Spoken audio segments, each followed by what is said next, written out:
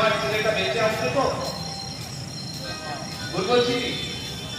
আমার ছেলেটা বেঁচে আসবে তো পড়াশোনা কমপ্লিট করে? এটা একটা মহা চিন্তা আমাদের। তার শিক্ষার পরিস্থিতি এমন জায়গায় চলে গেছে।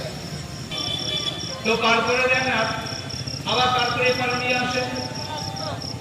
একদিন মাঝির ইচ্ছা হয়েছে যে সবাইকে একটু প্রশ্ন করি কে কি পড়াশোনা করছে।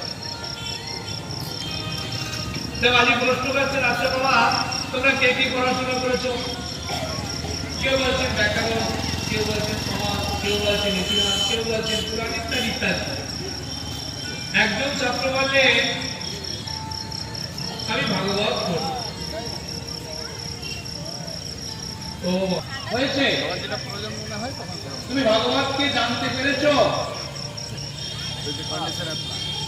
জানতে পেরেছি। আপনি প্রশ্ন করুন। আমি গ্রুপ দিয়ে যাচ্ছি পড়াশোনা করার জন্য। অবশ্যই তো শিখেছি। একটু অন্য সুরে বললেন। আপনি প্রশ্ন করুন।